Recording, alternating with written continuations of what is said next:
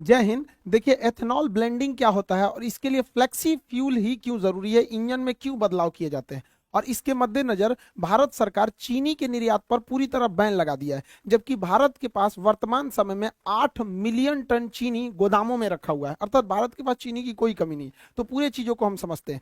देखिए, ethanol blending मतलब क्या होता है। पेट्रोल में जब इथेनॉल मिला दिया जाता है, इथाइल अल्कोहल, तो उसे मिक्सचर ना बोल के ब्लेंडिंग बोला जाता है। ये फायदेमंद होता है, इससे थोड़ा सा पेट्रोल का पैसे बच जाते हैं। इसमें 85% जो होता है वो पेट्रोल होता है, 15% जो होता है इसमें इथेनॉल होता है। हालांकि भारत सरकार का टारगेट है कि 2025 तक इसे 20% इसमें एथेनॉल मिला देना है, और एथेनॉल मिलाने की क्रिया को एथेनॉल ब्लेंडिंग कहते हैं। ऐसा क्यों किया जा रहा है? क्योंकि भारत के पास बहुत ज्यादा ऑटोमोबाइल इंडस्ट्रीज है। हमारे पास दुनिया में थर्ड नंबर पे हम लोग आते हैं ऑटोमोबाइल सेक्टर में। हमारे तरफ भारत में कई अलग अलग टाइप की व्हीकल्स बनते हैं, जिसमें 26 million vehicles per year Bharat में बनाए जाते हैं। इस 26 मिलियन व्हीकल में से लगभग 5 मिलियन व्हीकल्स हर साल 5 मिलियन व्हीकल्स हर साल हम लोग निर्यात कर देते हैं। तो हम लोग के पास जो 26 मिलियन जो बच रहा है यहाँ पे टोटल ओवरऑल, मतलब अगर भारत में देखेंगे तो लगभग 20 मिलियन गाड़ियां हर साल बन रही हैं, और उसमें जो फ्यूल पड़ रहा है वो पेट्रोल से आ रहा है। और पेट्रोल हमारे पास तो होता नहीं, हम लोग 80% पेट्रोल जो है वो बाहर से ही मंगाते हैं। अब जो पेट्रोल बाहर से आ रहा है वो तेल के कुएं या रीक से आ रहा है, ये गल्फ कंट्री के पास है। इन्हें हम लोग कच्चा तेल खरीदते हैं जिसे क्रूड ऑयल कहते हैं, बैरल यानी बैरल में इसे खरीदा जाता है, फिर इसे रिफाइनरी में छानकर पेट्रोल पंप तक पहुंचाया जाता है।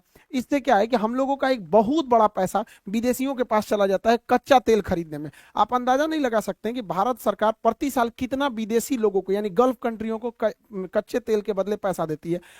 65 बिलियन डॉलर देती है। 65 बिलियन डॉलर कितना हो गया?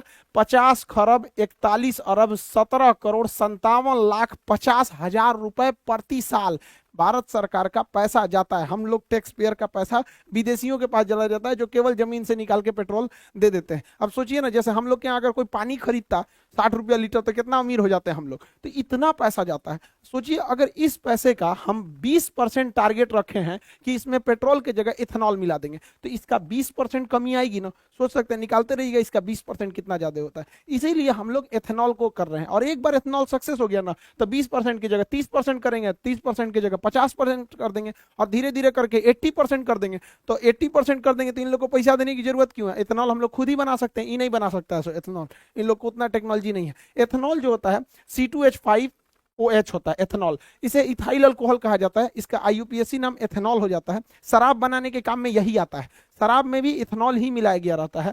और जो हम लोग देखते होंगे सैनिटाइजर होता है, उसमें भी देखिएगा 70% इथेनॉल लिखा रहता है। सैनिटाइजर में भी इथेनॉल ही होता है। इसे फर्मेंटेशन यानी किण्वन विधि द्वारा बनाया जाता है, और इसे पेट्रोल में क्या किया जाएगा? मिक्स कर दिया जाएगा। टारगेट है 20% को मिक्स करने का। अगर ये सक्सेस हो गया तो इसे बढ़ा के हम लोग 50% भी ले जा सकते हैं। लेकिन जब बढ़ाएंगे लोग, तो उसके लिए हम लोगों को अपने इंजन में बदलाव करना पड़ेगा, क्योंकि अभी जो हमारी इंजन है वो कंप्लीट डीजल और पेट्रोल पे चलने के लिए डिजाइन की गई है। लेकिन जब हम लोग उसमें एथेनॉल मिलाएंगे तो इंजन में हल्का चेंजिंग करना पड़ेगा। ऐसे इंजन के लिए हम लोग फ्लेक्सिबल इंजन बनाते हैं, और उसमें जो फ्यूल पड़ेगा फ्लेक्सी फ्यूल। तो भारत सरकार काफी सख्त निर्देश देने वाली है कंपनियों को कि उनको एक टाइमलाइन दे दिया जाएगा कि इसके बाद आपको फ्लेक्सी फ्यूल वाले इंजन यानी फ्लेक्स इंजन ही बनाने पड़ेंगे। याद कीजिए 2018 का जब समय था, 2017 में 17 के लास्ट में सरकार ने कह दिया था, सुप्रीम कोर्ट ने आदेश दे दिया था कि अब BS3 की गाड़ियां नहीं चलेंगी, सब चलेंगी BS4। रातों रात बेच के हटाना पड़ा कंपनियों को। उसी तरह सरकार भी इन लोग को अभी वार्निंग दे रही है, फिर कभी सख्त आदेश देगी, उसके बाद एक बार फैसला सुना देगी, तो सारी कंपनियों को अपने BS6 के जगह फ्लेक्सी फ्यूल डालना पड़ेगा। इससे काफी ज्यादा फायदा होता है फ्लेक्सी फ्यूल से। सबसे पहला कि प्राइस घट जाएगा, पेट्रोलियम का प्राइस इसलिए घटेगा क्योंकि बाहर से मंगाना नहीं है, हम लोग का प्राइस घट जाएगा। दूसरा कि फ्लेक्सी फ्यूल अगर रहेगा, एथेनॉल रहेगा, तो एथेनॉल में पोल्यूशन कम होता है। आज जो ग्लोबल वार्मिंग प्रदूषण की समस्याओं को हम लोग लेके झूल रहे हैं, उनके लिए एक काफी अच्छा ये किफायती रास्ता हो जाएगा हम लोग के लिए एथेनॉल ब्लेंडिंग। और इसके लिए हम लोग को एथेनॉल का प्रोडक्शन बहुत बढ़ाना पड़ेगा। प्रति वर्ष 500 करोड़ लीटर एथेनॉल का उत्पादन करना पड़ेगा। सोचिए, 500 करोड़ लीटर। अब इतना एथेनॉल का उत्पादन करेंगे तो रोजगार भी मिलेगा। बाहर अगर अकेले बिहार में 4 से 5 एथेनॉल प्लांट लगा दिए गए, इससे हजारों लोगों को रोजगार मिलेगा। देखिए, रोजगार डायरेक्ट कम दिखता है, इनडायरेक्ट में बहुत ज्यादा लोगों को रोजगार दिखता है। तो कहीं पे भी अगर देखिएगा किसी एरिया में, अगर वहां 20 भी फैक्ट्री आ गई ना, 20 फैक्ट्री, तो कम से कम 10,000 लोगों को रोजगार मिल जाएगा। तो आप ये मत देखिए कि 500 करोड़ लीटर प्रति वर्ष, इससे डायरेक्टली और इनडायरेक्टली बहुत लोगों को रोजगार मिलेगा, क्योंकि उसका एक पूरी तरह सप्लाई चेन बन जाएगा। कैसे कि एथेनॉल बनता बनता कैसे है, अनाज को सड़ाकर, यानी जो हम अनाज फेंकते हैं ना उसी को सड़ा के इथेनॉल बना लिया जाता है। तो एक तो वेस्ट बचेगा हम लोग के यहाँ, दूसरा इसे गन्ना से बनाया जा सकता है। चावल जो टूट जाता है बाजार में सस्ते दाम पर बिक जाता है, किसान का चावल टूट गया तो उसको खुद ही बन जाता है, तो उसी चावल को सड़ा के ये इथेनॉल बना लेता है। मक्का, मक्का जो है इसका कोई भाव नहीं मिलता है, 6 रुपए किलो किसान का मक्का सरकार को किसान बेचने के लिए मजबूर होता है, 6 रुपये किलो। अब उसको ना छुपाया कैसे जाता है, किसानों को बेवकूफ कैसे बनाया जाता है, तो सरकार कहती है हम 6 रुपया नहीं ना खरीद रहे हैं, हम 600 रुपया प्रति 100 kg यानी प्रति क्विंटल खरीद रहे हैं। और जब हाल है भैया तो 1 रुपया 6 रुपया ना किलो पड़ा, तो किसान को 100 रुपया का भाव कौन सी बताता है, 1 किलो का बताओ ना, आम आदमी को भी समझ में आता कि तब ना लोग सवाल उठाएंगे कि किसानों का इतना दुर्दशा क्यों है। आप सोचिए, आप एक ठो मक्का खरीदिएगा ना, एक ठो ठेला पे से, तो 5 रुपया 10 रुपया का मिलेगा, और किसान से 1 किलो खरीद लिया जाता है, और बेचारा उसको कितना दिया, 6 रुपया किलो, मजबूर है। लेकिन जब इस मक्के का उपयोग किया जाएगा एथेनॉल बनाने में, तो किसान भी अपना बढ़िया दाम में बेचेगा यहाँ पर, क्योंकि इसका प्रोडक्शन होने लगेगा। जौ जौ कोई बोलता नहीं है जल्दी हमारे यहाँ, पराली जो जला दिया जाता है, धान की भूसी जो होती है या फिर जो पुआल होता है जला दिया जाता है, तो उसे सड़ा के इथेनॉल बना लिया जाएगा। अब इतना एथेनॉल बनेगा तो रोजगार भी मिलेगा, और हम लोग जो पेट्रोल खरीदते हैं उससे अच्छा हम किसानों से खरीदेंगे। जो पैसा आज हमारा फॉरेन रिजर्व गल्फ कंट्रियों को जाता है पेट्रोलियम के भुगतान करने के लिए, वो पैसा हमारे किसानों के यहाँ जाएगा, किसान आगे बढ़ेंगे, हमारे यहाँ उनके बाल बच्चे पढ़ेंगे, वो भी आगे बढ़ेंगे यहाँ पर, तो ये देश के लिए काफी अच्छा होगा।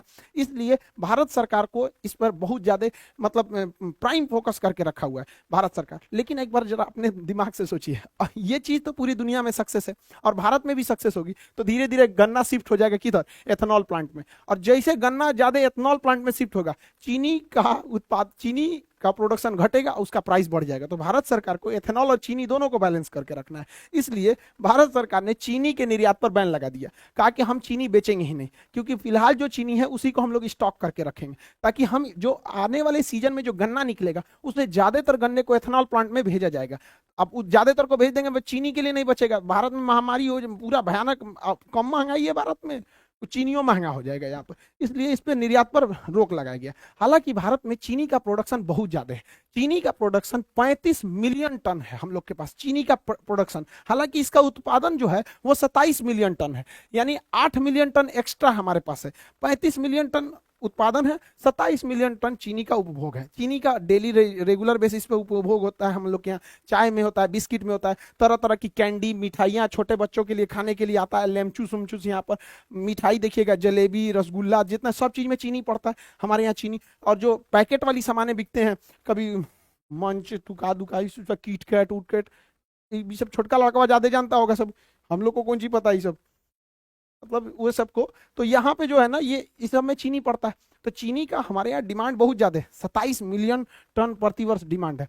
तो हम लोग के पास 35 मिलियन टन उत्पादन है, 27 मिलियन टन खर्च है, यानी बफर स्टॉक में हम लोग के पास अभी भी 8 मिलियन टन जमा है। बफर स्टॉक किसे कहते हैं, सरकार जो अनाज को सरप्लस उत्पादन के समय जमा कर लेती है गोदामों में, उसे बफर स्टॉक कहा जाता है। बफर स्टॉक रखने की जिम्मेदारी फूड कॉर्पोरेशन ऑफ इंडिया को है, एफसीआई को है। बड़े बड़े गोदाम होते हैं, इसी में रखा जाता है, छोटा मोटा नहीं, बड़ा सा गोदाम होता है, इसे ही कहा जाता है बफर स्टॉक। इसलिए भारत सरकार क्या की है, फ्यूचर प्लानिंग में बैलेंस न गड़बड़ाए महंगाई का और सप्लाई का, इसलिए इस पर बैन लगा दिया गया। अभी आप देखे होंगे चीनी पे बैन लगा दिया गया, गेहूं पे बैन लगा दिया गया, चावल पर बैन लगा दिया, क्योंकि टूटे हुए चावल से भी मेथनॉल बन जाता है। अभी तुर्की जो है गेहूं को वापस कर दिया, देखिए बहाना करके कि इसमें वायरस था। सोच रहा अफगानिस्तान के लोगों के लिए वायरस नहीं है, आईएमएफ कह रहा है कि प्लीज गेहूं दे दीजिए, ये लोग को बहुत बड़ा दिमाग हुआ है। ये एक्चुअली देखिए क्या है कि तुर्की क्या देख रहा है कि वो रूस के करीब है। तुर्की जो है वो अमेरिका को बैलेंस करके चल रहा है यूएसए को चिढ़ाने के लिए, क्योंकि तुर्की जो है रूस से सटा हुआ है और रूस के पास गेहूं की कोई दिक्कत नहीं है, और रूस के इस एरिया में, चेचन्या वाले एरिया में आराम से ट्रक से गेहूं आ सकता है तुर्की में। तो ये देख रहा है कि इसी बहाने हम तुर्की देख रहा है रूस से व्यापार बढ़ा लेंगे और अपने आप को हीरो बनने के लिए भारत का गेहूं वापस कर दिया है। यही गलती किया था मलेशिया, यही गलती किया था इंडोनेशिया, पाम ऑयल को लेकर इनको घमंड हो गया था पाम ऑयल को। आज इनका पाम ऑयल कोई खरीद ही नहीं रहा है यहाँ पर, तो ये लोग कह रहे हैं कि पाम ऑयल खरीद लो। देखिए इंटरनेशनल रिलेशन में ईगो नहीं दिखाना चाहिए इनको, ज्यादा ईगो इनको महंगा पड़ जाएगा वहां पे। मत लो गेहूं, कौन मार, हम लोग के यहाँ गोदाम का कमी है। तो आप ये समझ गए होंगे कि एथेनॉल ब्लेंडिंग क्या है, फ्लेक्सी फ्यूल क्या है और क्यों हम लोग इसको ज्यादा प्रमोट कर रहे हैं। ये अच्छा भी है, हमारे बचे हुए खाना या जो अनाज बर्बाद हो जाते हैं, अनाज टूट फूट जाते हैं जैसे चावल वगैरह का दाना, तो उसे इजीली इसे दोबारा फर्मेंटेशन यानी किण्वन करके बनाया जा सकता है, जो काफी अच्छा भी है यहाँ पर। इससे देश को भी फायदा होगा, फॉरेन रिजर्व बचेगा। और आप लोग के लिए जो इतना भी एप्लीकेशन के क्लासेज हैं वो सब इनरोल कर दिए गए, दोबारा एक्सेस दे दिया जाएगा आप लोग को। और ये अभी नए बैचेज काफी ज्यादा आ गए हैं एप्लीकेशन पर। आप लोग को जिनका भी नियर में एग्जाम है वो लोग जाके इस पे इनरोल हो जाएंगे आप लोग को खान सर ऑफिशियल एप्लीकेशन पर। और जितना जल्दी से जल्दी हो आप लोग कहीं जल्दी जल्दी सेटल होइए, नौकरी लीजिए और जल्दी से माँ बाप का सपना पूरा कीजिए। आई होप आप इस टॉपिक को समझ गए होंगे। मिलेंगे नेक्स्ट क्लास में। जय हिंद।